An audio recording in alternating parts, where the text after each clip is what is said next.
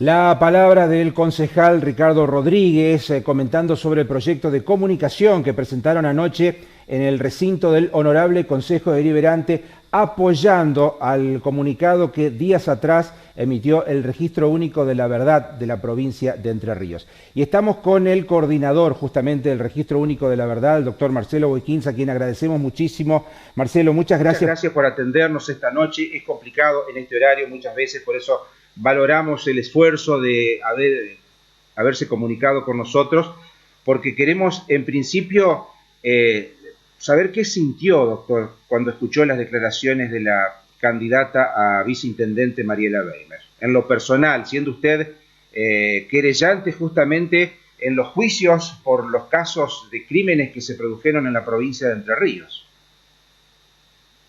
Buenas noches. Bueno, obviamente que llama poderosamente la atención que una candidata a viceintendenta en una elección democrática reivindique lo que fue la dictadura cívico-militar. Digo, las posibilidades que está teniendo ella de presentarse en elecciones libres, democráticas, digo, ya no puede dudar nadie, justamente con los resultados electorales que tuvimos en las últimas elecciones, en donde nadie se esperaba el resultado que hubo a nivel nacional. Y justamente el espacio al que ella pretende, o desde el que ella pretende acceder, que diga estas barbaridades.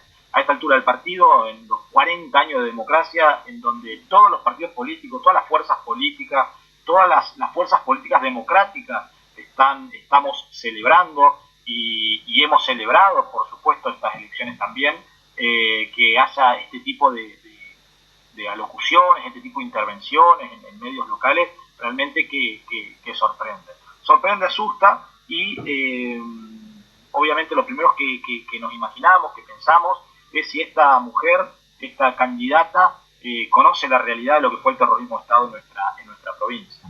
Si ella sabe y está de acuerdo con el robo de bebés, si ella avala que Sabrina Bullino, hija de Tucho Valenzuela y Raquel Negro, quien fuera secuestrada en Rosario, torturada en la Quinta de Funes y traída a Paraná para dar a luz a dos mellizos que fueron sacados de su madre fue desaparecida posteriormente a dar a luz, esos pasaron por el Instituto Privado de Pediatría, recién en 2008, precisamente por una denuncia del Registro Único de la Verdad, pudimos dar con el paradero de Sabrina Bullino y ella pudo restituir su identidad.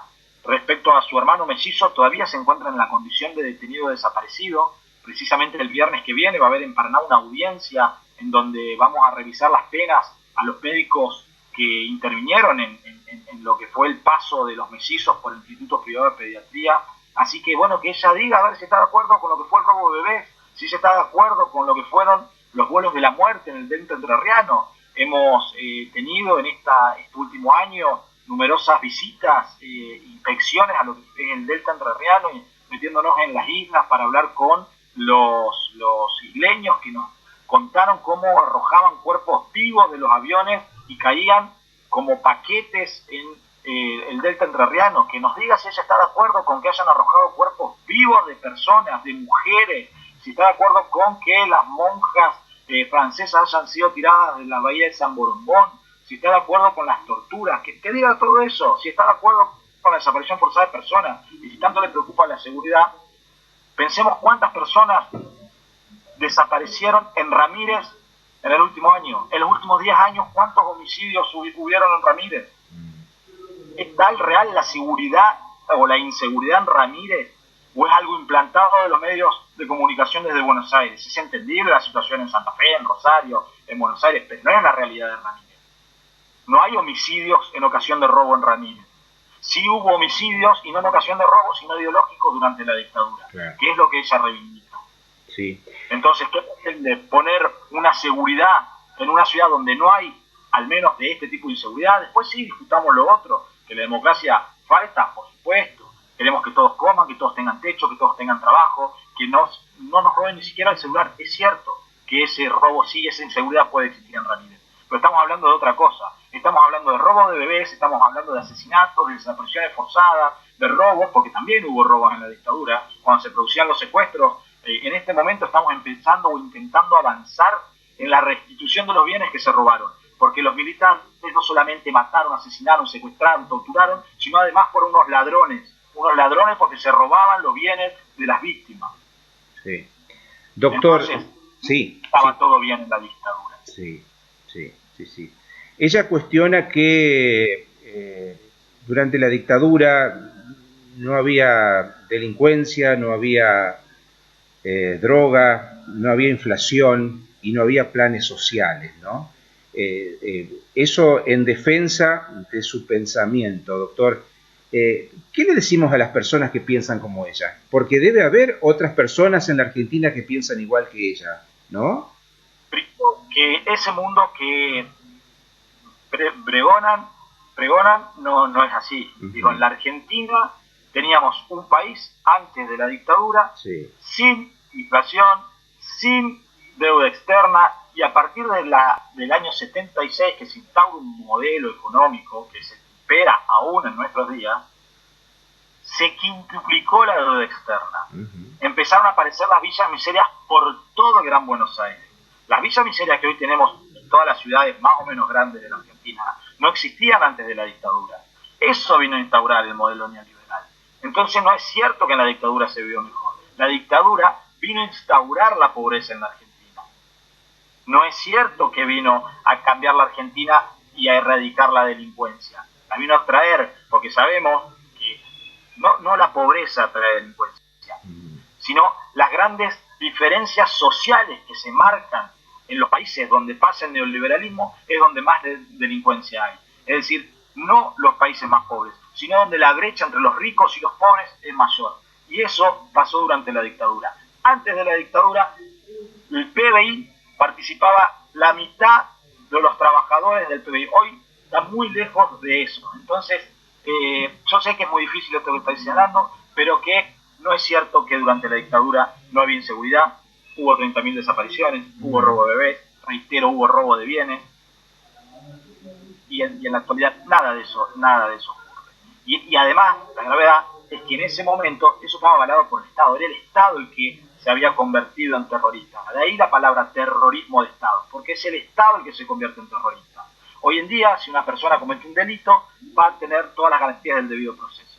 Y saben que en esta democracia, a los represores, a los responsables de estos horrorosos crímenes, se los juzgó con los tribunales ordinarios, con los tribunales federales ordinarios. Los mismos jueces que juzgan narcotráfico, trata de personas, son los mismos que juzgan y condenan a quienes fueron responsables del terrorismo de Estado. No se crearon tribunales especiales como pasó para juzgar y condenar a los criminales del nazismo, del fascismo, los tribunales de Nuremberg o de Tokio. Aquí los mismos tribunales que juzgan a aquel que comete un delito vinculado al narcotráfico, trata de personas, es el mismo juez que juzga a estos criminales de lesa humanidad.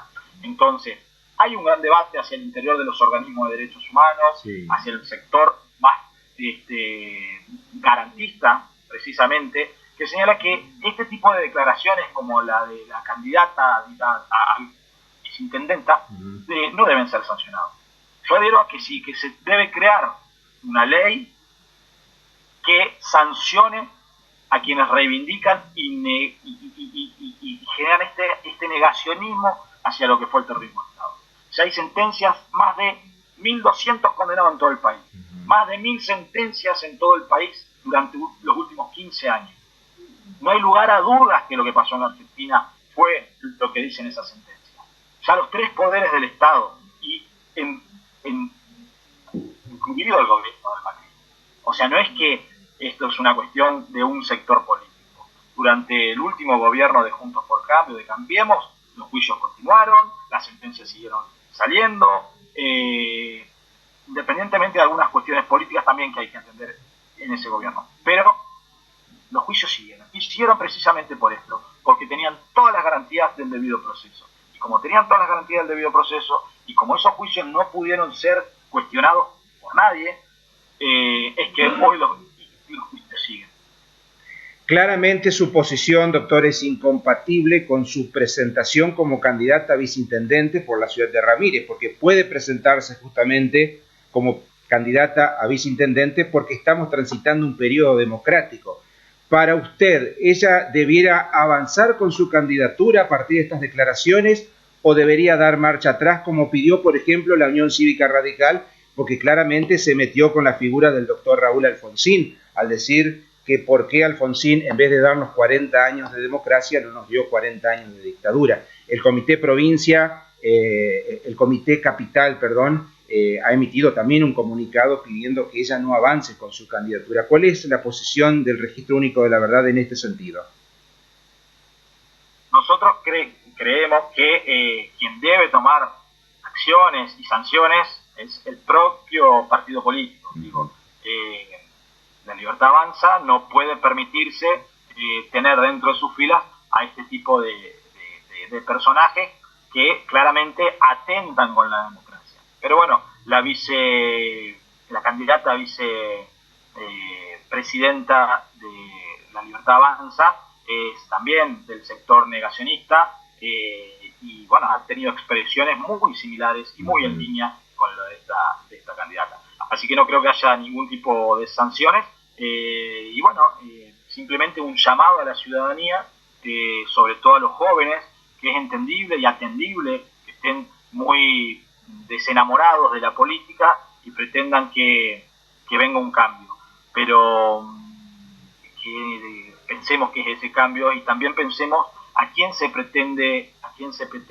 castigar con ese voto, que ese castigo no sea contra los propios jóvenes, contra los propios trabajadores, contra las propias mujeres, contra los propios asalariados, contra los docentes, contra los estudiantes.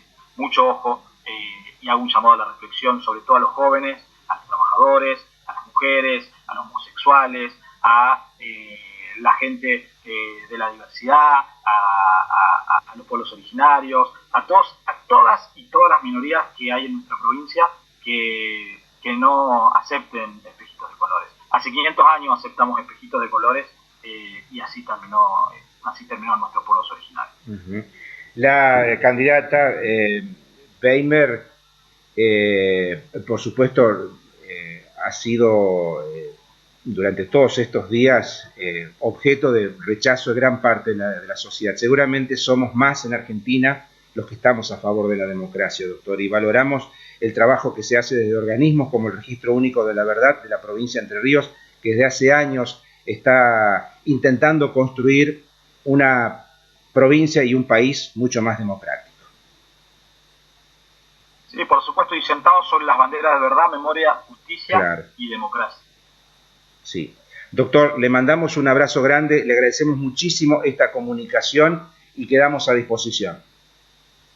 Gracias a ustedes por difundir esta situación, que esperemos que sea la última vez y que entendamos que la democracia es al menos de momento el mejor sistema que hemos encontrado los argentinos y argentinas para construir nuestro país, con todas las deficiencias que tiene, pero solamente podemos ir para adelante. Ni un paso atrás, nunca más. Doctor, aprovecho en el final, porque esto nos interpela como medios de comunicación también. ¿Qué hacemos los medios de comunicación si en el futuro se presenta una persona nuevamente con este tipo de declaraciones? ¿Cómo debemos reaccionar los medios de comunicación? Sorprendió tanto que durante esa entrevista teníamos dos caminos, ¿no?